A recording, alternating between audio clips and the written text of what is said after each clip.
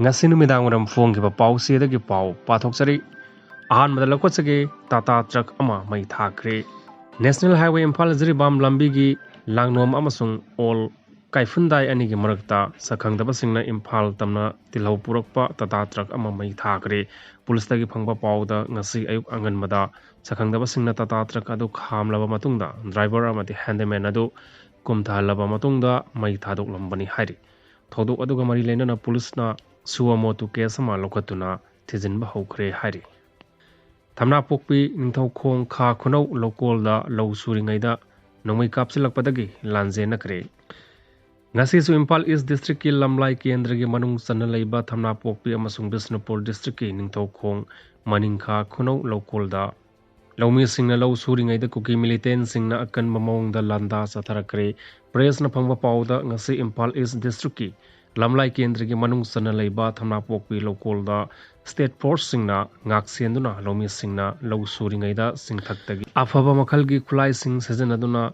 akan balanda satharakhi Kuki singna chatharakhi balanda aduda mafam aduda lau suriba laumi singna kibadagi mafam adu thadoktuna thawai hingnawa senarakhi hairi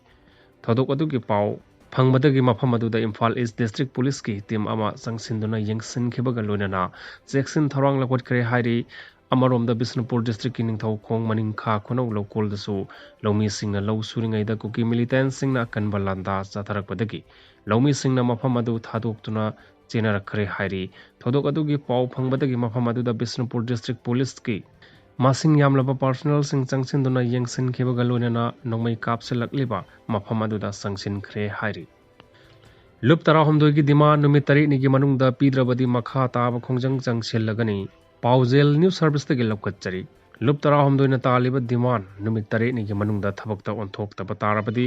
miyam amadi lamda masida leiba political parties singa loinana makha tana kanba khongjang changsilagani haina lup tara homdoi gi spokesperson Chantan Hakpamna phongdokre ngasi lup tara homdoina kaukiba pung kunmari gi total shutdown aduga mari leinana governor da memorandum ama pisiluraga tholakpada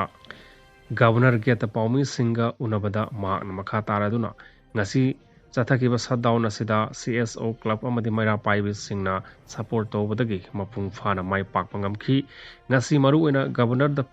pisiliba memorandum asida yauriba point sing adudi Kuki militant singna chatharakliba attack sing asi thingnaba National Highway ahom amadi Jesami Rota nongmata sangdaba yadraba polam sing pusalakpada air apan piriba asi India government amatik sana thabak amata laukhatpa ngamdana lairiba asi karigino lamdam asigi Central Security Force sing lising humpu amadi State Force lising kunthra manga rom leina Kuki militant singna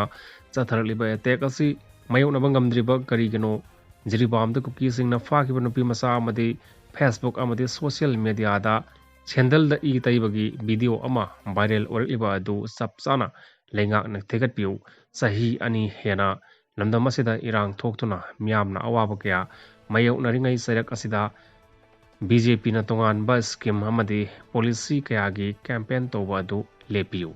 memorandum asida yauriba point sing asi numitare ni gi manungda thabakta on thokta batarabadi miyam galone na akan ma khongjang changsilagani haikhi